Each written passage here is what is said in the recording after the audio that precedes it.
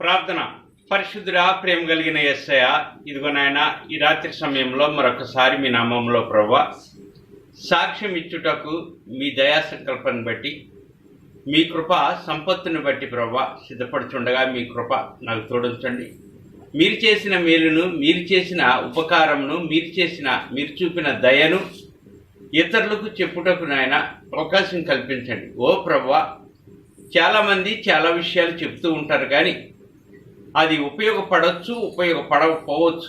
కానీ నాయన, ఈ సాక్ష్యంలో మీ జీవం ఉంచండి, అనేకులకి ఆదరణ కలిగించండి. ప్రభువా, చాలామంది చాలా విషయాల్లో కృంగిపోయేవారు ఉన్నారు, బాధపడి దుఃఖంలో మునిగిపోయేవారు ఉన్నారు. ఆ దుఃఖాన్ని చూసి కొంతమంది తనువును అంటే జీవితాన్ని సాధించేవారు ఉన్నారు. అటు విధమైన వారికి నాయన ఇది సాక్ష్యమై ఉండాలి. ఓ ప్రభువా, మీ నామంలో చేయించినటువంటి ఈ ప్రార్థన ఆలకించి అంగీకరించి అనేక మంది చెల్లెళ్ళు, అనేక మంది తమ్ముళ్ళు ప్రభువా చాలా బాధ దుఃఖంలో ఉన్న వారికి ఆదరణగా నాయన ఇది నిజం అని తెలియచేయటకు ఈ అవకాశం ఇచ్చినందుకు మీ కోట్లాది వందనాలు చెల్లిస్తూ నా సాక్ష్యాన్ని, నా కుటుంబ సాక్ష్యాన్ని వివరిస్తున్నాను తండ్రి. ఆమేన్. ప్రియ సహోదరి సహోదరులారా, గమనించాలి, మేలు కీడు రెండే ఉంటాయి మనిషి జీవితంలో. మేలు కొంతమందికి, కీడు కొంతమందికి. కీడు మేలు కూడా జరుగుతూనే ఉంటుంది. కీడు మేలు ఎలా జరుగుతుంది అంటే, ప్రియ చెల్లి తమ్ముడా, కుటుంబాలలో అనేకమైన విషయాల్లో కొరతలు వస్తుంటాయి, లేమి వస్తుంటుంది. అదేవిధంగా వికలాంగులు పుడుతూ ఉంటారు. అదేవిధంగా నా కుటుంబంలో, నా భార్య, మా కుటుంబంలో ఒక చెవుడు మోగ పిల్లలు ఇద్దరు పుట్టారు. ఆ పిల్లలు పుట్టినప్పుడు మేము అన్యులము, అంటే విగ్రహారాధన చేసుకుంటూ ఉండేవాళ్ళము. అన్యుల కుటుంబంలో పుట్టిన మాకు ఆ పిల్లలు పుట్టగా మొట్టమొదటిగా పాప పుట్టింది. ఆ పాప కొన్నాళ్ళుగా మాటలు వస్తేలే అని మేము అనుకున్నాము. కానీ రాగా శబ్దం వినలేక ఒక బస్సు వెనకమాల వచ్చి ఆర్ని కొట్టినప్పటికీ కూడా ఆమె ఆడుకుంటూనే రోడ్డు మీద ఉన్నప్పుడు అనేకులు భయపడుతూ మాతో చెప్పినప్పుడు అయ్యో వినపడదు కావచ్చు అని అప్పుడు తెలిసింది ప్రియా చెల్లి. అదేవిధంగా కొన్ని మందులు వాడాము. అప్పుడు ఆ వినపడటానికి, మాటలు రాపడటానికి కొంతమందిని అడిగినప్పుడు వారు డాక్టర్లను చెప్పారు. ఆ డాక్టర్ల దగ్గరికి వెళ్ళినప్పుడు పుట్టుకతో వచ్చింది కనుక అది ఒకవేళ రాకపోవచ్చు, పెద్ద అయిన తర్వాత నరాలు పెరిగినప్పుడు రావచ్చు అని వారు చెప్పి ఉన్నారు. అదేవిధంగా మేము కొన్ని మందులు వాడినప్పటికీ తగ్గలేదు. ఆమె అలాగే పెరుగుతూ ఉంది, అందంగానే ఉంది పాప. అన్నీ అంటే మనం చెప్తేనే కానీ ఆమెకు ఇతరులకి తెలియదు. మనం చెప్తే ఇతరులకు తెలుస్తుంది మాటలు రావు అని. అలాగే ఆ బిడ్డ పెరిగినప్పుడు చాలామంది చాలా విధాలుగా కొన్ని నాటు మందులని, కొంత ఇంగ్లీష్ మందులని చెప్పి ఉన్నారు. కానీ వాటిల్ని వాడాము, కానీ ప్రయోజనం లేదు. చివరికి ఒక సహోదరి చెప్పిన మాటను బట్టి నా భార్యతో, మీ పాపకి ఎన్నో మందులు వాడారు కదా, కానీ వినపడలేదు కదా, యేసుదేవుడు మేలు చేసే దేవుడు అన్నారు. అనేకమైన సాక్ష్యాలు ఉన్నాయి. అనేక మందికి కుంటోళ్ళకి కాళ్ళు వచ్చి, మోగోళ్ళకి మాటలు వచ్చి, కళ్ళు లేని కళ్ళు వస్తున్నాయి. ఆ విధంగా ఉంది. ఒకసారి ప్రార్థనకి వెళ్ళొచ్చు కదా అని నా భార్యతో ఒక అన్యురాలే చెప్పింది, ఆమె గుడికి వెళ్తూ. అదేవిధంగా నా భార్య గుడికి వెళ్ళటం ప్రారంభించింది. సరే, నన్ను అడిగినప్పుడు నేను అన్నాను, మనకు కావాల్సింది ఏంటంటే పాపకు మాటలు రావటం. సరే వెళ్ళమన్నాను. వెళ్ళి కొన్నాళ్ళ పాటు ఆమె మందిరానికి వెళుతూ వస్తూ ఉన్నది.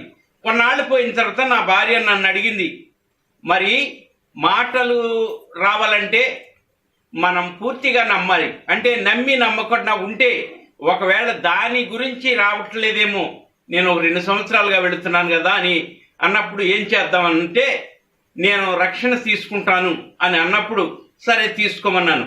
ఆమె రక్షణ తీసుకుంది. తీసుకున్నప్పటికీ కూడా ఆ విధంగానే కొనసాగుతుంది. పాప అయితే స్కూల్కి పంపించాము. అంటే చెవుడు మోగా స్కూలు భీమవరంలో ఉంటే ఆ భీమవరం పంపించాము. అక్కడ చదువుతూనే ఉన్నది. కొంతకాలానికి నా భార్యకు బిడ్డ మాటలు కాదు కానీ ఆమెకు ఆ బోధించే బోధలో నిజాయితీ అనేది కనపడి, ఓదార్పు అనేది కనపడి, కొన్ని జీవితాలకు కొన్ని విధాలుగా కొంతమందికి ఈ విధంగా పుడతారు. కానీ నేను రక్షణ పొందాను కదా, నా భర్త కూడా రక్షణ పొందితే బిడ్డ మాటలు రాని రాకపోని ఆమె జీవితాన్ని సరిచేసే దేవుడు ఆయన ఇష్టమైతే ఇస్తాడు, లేకపోతే లేదు అని ఆమె మొదలుపెట్టింది. నా భర్త కూడా మారాల ప్రభువా, నా భర్త కూడా మారాల ప్రభువా, నా బిడ్డగా మాటలు రావాలి, నా భర్త మారాలి అని రెండోది కూడా కలిపినప్పుడు నా భార్య చేసిన ప్రార్థన బట్టి ఆమె చదువుతూనే ఉన్నది. నన్ను అడిగేది, నీవు కూడా నా వెంట రమ్మని. నేను ఆ రోజుల్లో వేరే వెళుతూ ఉండేవాడిని, వేరే సంఘానికి, అంటే నామకాహ జీవించేవాడిని, అంటే పాపంలోనూ ఉండేవాడిని, ఇటు మందిరానికి వెళ్ళేవాడిని. కానీ నా భార్య అనేది, ఆ చోట్లో ఉన్నావనుకో నీవు రెండు అలవాటు అనేది, భయం అనేది నీకు రాదు, భక్తి అనేది నీకు తెలియదు, కనుక నేను వెళ్ళే చోట్లకు రా, ఫెలోషిప్లో ఉంది కానీ అని చెప్పినప్పుడు నేను కొన్నాళ్ళు ఆలస్యం చేసి, నేను రాను, వస్తే నీవే నాతో రావాలి, మగవారి మాట ఆడవారు వినాలే కానీ ఆడవారి మాట మగవారు విన్నట్లుగా బైబిల్లో ఎక్కడన్నా ఉందా అని నేను బైబిల్ వాక్యాన్ని చెప్పేవాడిని. ప్రియ చెల్లి, నేను చాలా పాపం చేసిన వాడిని, అంటే వ్యభిచారంలో మునిగి తేలుతూ ఉండేవాడిని. అటువంటి నాకు నా భార్య చెప్పిన మాట ఏ మాత్రం ఎక్కేది కాదు. ఒకానొక సమయంలో నాకు పక్షవాయువులాగా వచ్చి నేను జీవితంలో ఇక కోలుకోలేనంత నడవలేని స్థితిలో అయిపోయి ఉన్నాను. ఆ సమయంలో నా భార్య చెప్పింది, నీవు దేవుని నమ్ముకుంటే బాగుండేది, నువ్వు దేవుని యొద్దకు రాలేకపోయావు, దేవునితో ఉండలేకపోయావు, దేవుని ఆ విధంగా దేవుని పేరట చెప్తూ ఉండేది. కానీ ఒకనొక రోజున లేవలేని స్థితి, అంటే తెల్లవారుజామున లేచి బయటికి రాలేకపోయాను, కాలు పైకి లెగలేదు. అటువంటప్పుడు నా భార్యతో అన్నా, నేను ఎందుకనో నడవలేకపోతున్నాను, నేను ఎందుకనో బయటికి వెళ్ళలేకపోయానంటే తిమ్మిరి పట్టుంటదిలే కాలు అని చెప్పింది. అలాంటప్పుడు నేను సరేలే అని పొద్దున్నే లేచినప్పుడు ప్రొద్దుటే లెగగానే అప్పుడు కూడా అదే పొజిషన్లో ఉన్నా. మా తమ్ముడు హైదరాబాద్లో కానిస్టేబుల్ చేస్తూ ఉంటే ఆయన ఎద్దకు వెళదాము, అక్కడైతే ట్రీట్మెంట్ బాగా జరుగుద్దని ఆ చోటుకు వెళ్ళాం చెల్లి. ఆ చోటుకు వెళ్ళినప్పుడు హైదరాబాద్లో అన్ని పరీక్షలు చేశారు. మా తమ్ముడు నిజంగా మా అన్న వ్యభిచారం అలవాటు ఉందని ఎయిడ్స్ కూడా టెస్టింగ్ కూడా చేశాడు. అన్ని టెస్టులు చేసి 500 మందులు రాశారు, 7,000 వరకు టెస్టులకైనాయి. కానీ ఏ జబ్బు లేదన్నారు. ఇంటికి తీసుకొచ్చారు, ఇంటికాడ పడేశారు. ఇంటికాడ పడేసినప్పుడు బాగానే ఉందలే అనుకున్నారు. రాను నేను ఎవరితో మాట్లాడకుండా నా మెదడు తలంతా పోటుగా ఉండేది. అటువంటి సమయంలో నన్ను అనేక మంది వచ్చి, ఇంకేముంది ఫలానా అయోధ్య రాములు చనిపోయే స్థితిలో ఉన్నాడు అని ఊరంతా వచ్చి చూసి వెళ్ళిపోయారు. నా భార్య బయట కూర్చుని ఏడుతుంది, నాయనా ప్రభువా ఏంటి నాయనా, నా బ్రతికేంటి నాయనా, ఇద్దరు మాట్లాడరాని పిల్లలకి ఈ రీతిగా ఉంటే, నా భర్త చనిపోతే నా పరిస్థితి ఏంటి, అందరూ ఆఖరిగా ఇంకా కొంత సమయం అన్నట్లుగా చెప్తున్నారని ఆమె ఏడ్చుతూ కన్నీరు గారుస్తూ, నేను ఎంత తిరగబోతున్నైనా, ఎంత జులాయి వాడినైనా అయినప్పటికీ కూడా నా భార్య ఏం చేసిందంటే ప్రార్థన చేసింది. బతికితే నీ సాక్షిగా ఉంటాడయ్యా, నీ పని చేస్తాడయ్యా, బ్రతికించయ్యా నాయన, ఆయన లేకుండా నేను జీవించలేనని నా భార్య ప్రార్థన చేసిందంట.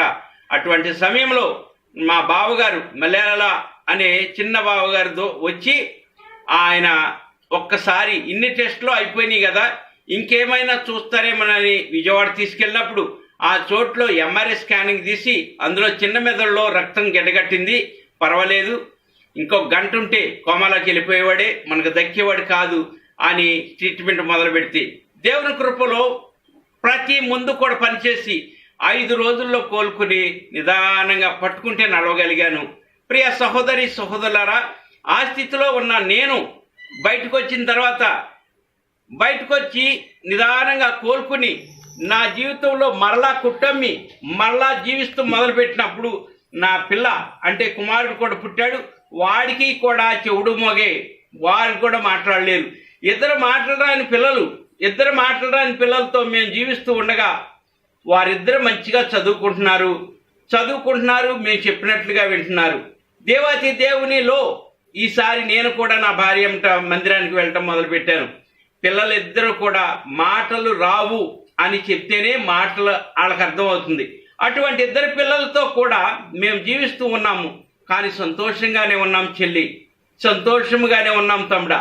దేవుని చేసిన మేలు ఏంటి అంటే వారి కోసం ప్రార్థన చేసినప్పుడు వారి మంచి చదువులు చదివారు, మంచి పొజిషన్లో ఉన్నారు.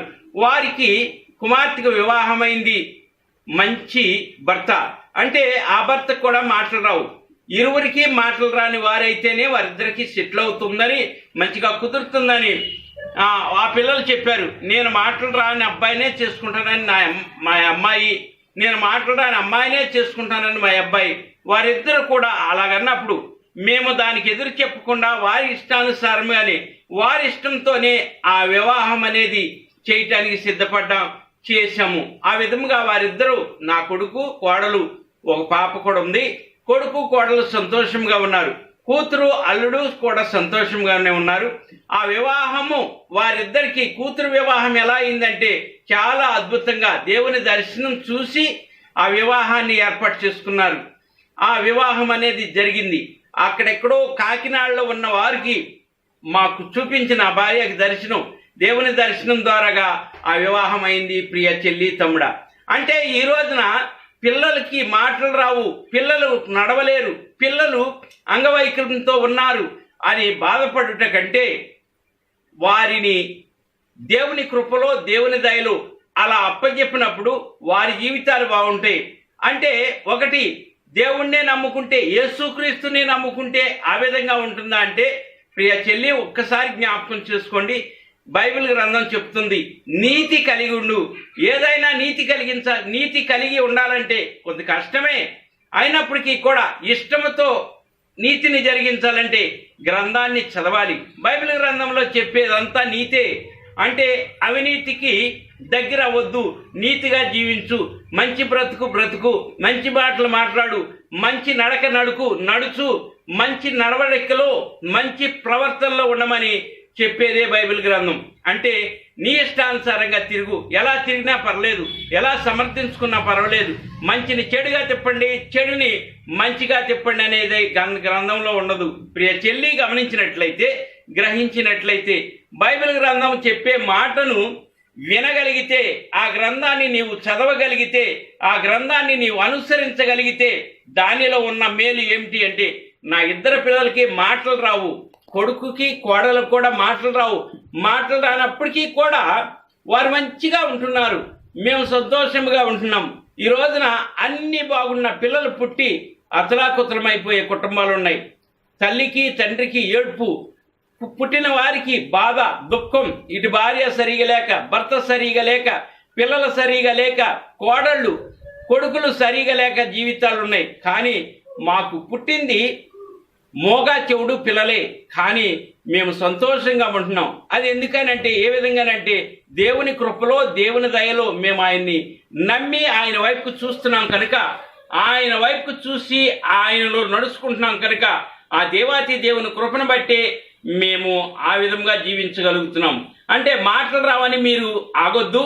మాటలు రాలేదు, కుంటివారులే, నా బిడ్డ అంగవైకల్యంతో పుట్టారులే అని నీవు బాధపడుట కంటే, దేవుని ఎరిగి, దేవుని నిర్ణయం ఏంటో, దేవుని చిత్తమేంటో, దేవుని దయ ఏంటో తెలుసుకుని ఆయనలో జీవిస్తే మేలు అనేది, కీడు అనేది, ఇద్దరు పిల్లలు మాటలు రాని పిల్లలు పుట్టడమే కీడు అని నాతో అన్నారు.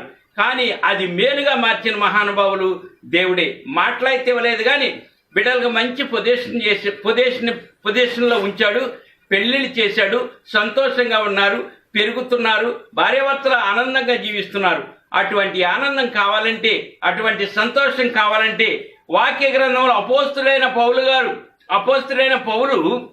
అపోస్తుల కార్యాలలో చెప్పాడు. ఎందుకు సాక్ష్యం చెప్పాలి అంటే 14వ అధ్యాయం 17వ వచనంలో, మేలు చేయుట చేత తన్ను గూర్చిన సాక్ష్యం లేకుండా చేయలేదని బిగ్గరగా చెప్పి యేసుక్రీస్తు చేసిన మేలు గురించి ఇంత బహిరంగంగా చెప్పాలా అంటే చెప్పాలి.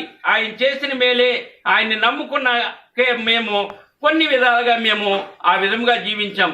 రెండవదిగా ఎందుకు మేలు చేయాలి అంటే పరిశుద్ధ గ్రంథంలో చెప్పిన మాట ఇంత విలువైందా అంటే ప్రకటన గ్రంథం 19వ అధ్యాయం 10వ వచనంలో యేసును గూర్చిన సాక్ష్యము ప్రవచనాసారమని నాతో చెప్పాను. ఈ విధంగా చెప్పమని మాకు ఎవరు చెప్పారు అంటే గ్రంథమే చెప్పింది చెల్లి, గ్రంథమే చెప్పింది తమ్ముడా. ఈ విధంగా సాక్ష్యాన్ని కప్పెట్టే కంటే చెప్పాలని ఆశ. ఎవరన్నా విని ఏ సంఘంలో కానీ, ఏ ఇంటికాడ కూటల్లో కానీ, ఏ మీటింగుల్లో కానీ మాకు జరిగిన మేలును అనేక మంది మధ్యలో చెప్పి వారిని కూడా బలపరచాలి. వారు దిగులు పడుతున్నారేమో, వాళ్ళు యాతన పడుతున్నారేమో, వారు ఈ విధంగా జీవించాలని మా జీవితాన్ని గురించి సాక్ష్యం ఇవ్వాలనేది మా ఆశ. అదేవిధంగా నేను కానీ నా భార్య కానీ చెప్పటానికి సిద్ధముగా ఉన్నాము. మీ సంఘంలో కానీ, మీటింగుల్లో కానీ, అదేవిధంగా ఇంటి కూటాల్లో కానీ ఎక్కడైనా చెప్పటానికి సిద్ధంగా ఉన్నాము. ఈ విధంగా చెప్పమని మాకు ఎవరు చెప్పారు అంటే జీవగ్రంథంలో చెప్పుతున్నటువంటి మాట ప్రకటన గ్రంథము 11వ అధ్యాయము 3వ వచనము, నేను ఇద్దరు సాక్షులకు అధికారం ఇచ్చేదను అని ఆ విధంగా దేవాతి దేవుని జీవగ్రంథంలో ఉన్నటువంటి సాక్ష్యాలను బట్టి వారు చెప్పమన్నట్లుగా మేము అనేకమైన చోట్లలో కుమార్తె వివాహం గురించి సాక్ష్యం ఉంది, అదేవిధంగా కుమారుడు వివాహం గురించి సాక్ష్యం ఉంది, అదేవిధంగా మా జీవితాల గురించి మేము నమ్ముకున్న దేవుడు మమ్మల్ని ఏ విధంలో నుండి ఏ విధంగా మార్చింది, మా జీవితాలు గతంలో ఏ విధంగా ఉండేది, క్రీస్తులోకి వచ్చిన తర్వాత ఏ విధంగా ఉన్నది, నా బ్రతికి ఎలా మారింది, నేను ఎలాగ మారాను అనేది నేను సాక్షి రూపంలో అనేకమైన చోట్ల చెప్పడానికి సిద్ధంగా ఉన్నాము. ప్రియ సహోదరి సహోదరులారా, మీకు ఇష్టమైతే మీ సంఘాలలో పాస్టర్ గారు, మీకు ఇష్టమైతే మీ సంఘంలో పాస్టర్ గారు, మీకు ఇష్టమైతే నా భార్యతో కానీ నాతో కానీ సాక్ష్యం చెప్పించడానికి మీరు కూడా సిద్ధపడండి. సంఘాలలో బలహీనత లేకుండా ఇంకా బలపడాలనే ఆశ, అంతేగాని వేరే విధం కాదు. నేను నాకు ఇచ్చిన మేలును మర్చిపోకుండా, నాకు చేసిన మేలును మర్చిపోకుండా సంఘాలలో చెప్పాలని, సహవాసాలలో వివరించాలని, ఆయన చేసిన మేలు అనేకులకి అదే మేలు జరగాలని ఆశ. ఆ ఆశను నెరవేర్చుటకు మీకు ఇష్టమైతే మీ వంతు మీరు కూడా పిలవండి, మీ వంతు మీరు కూడా దానిని వినిపించండి, మీ వంతు మీరు కూడా ప్రకటన చేయండి. ఆ ప్రకటన చేయటానికి నేను నా కుటుంబం సిద్ధంగా ఉన్నాం. కావాలంటే మీ ఇష్టం, మీరు ఫోన్ చేస్తే ఖచ్చితంగా మేము వచ్చి ఆ చోట్ల సాక్ష్యం ఇవ్వటానికి సిద్ధంగా ఉన్నాము. ప్రియ సహోదరి, దేవుడు చేసిన మేలు, కీడు సర్వత మేలు, కీడు జరిగింది అనుకునే దాన్ని మేలుగా మార్చగలిగిన మహానుభావుడు ఎలా అనేది క్వశ్చన, ఎలా అనేది వివరణ, ఎలా అనేది సమాధానం. అట్టి సమాధానం దేవాతి దేవుడు ఇవ్వటానికి సిద్ధంగా ఉన్నాడు. ప్రార్థన. సర్వాధికారి, సృష్టికర్త, ఈ సృష్టిలో అనేక మంది తెలియక తికమకపడుతున్నారయ్యా, ఎరుగక తికమకలు బాధపడుతున్నారు, దుఃఖపడుతున్నారు. ఎంతున్నా నా బిడ్డలు ఏంటి ఇలా ఉన్నారు, ఎంతున్నప్పటికీ కూడా నా భర్త ఏంటి ఇలా ఉన్నాడు, ఎంతున్నా నా భార్య ఏంటి ఇలా ఉంది, సమాధానం లేదు, సంతోషం లేదు. మాకు ఎలా వస్తుంది సంతోషం? అన్నీ ఉన్నా తినటానికి అవకాశం లేదు, అన్నీ ఉన్నా అనుభవించడానికి అవకాశం లేదు, అన్నీ ఉన్నా కూడా మాకు సంతోషం అనేది లేదు. రాత్రి పగలు మాకు విశ్రాంతి అంటే తెలియట్లేదు. విశ్రాంతి ఏమీ లేని వారు ఆదివారం విశ్రాంతి తీసుకుంటున్నారు. అన్నీ ఉండి మేము తీసుకోలేకపోతున్నాం, మా బ్రతికేంటి అనుకునే వారికి ఇది ఒక సాక్ష్య రూపంలో వివరించటానికి, వినిపించటానికి సిద్ధముగా ఉన్నది. ప్రియ చెల్లి, తమ్ముడా, మీరు కూడా దానిని ఇవ్వాలని, ఇప్పించాలని దేవుని పేరట మీతో మనవి చేసుకొనుచున్నాను. మీతో దేవుని పేరట మనవి చేయుచున్నాము. Praise the lord. హల్లెలూయా.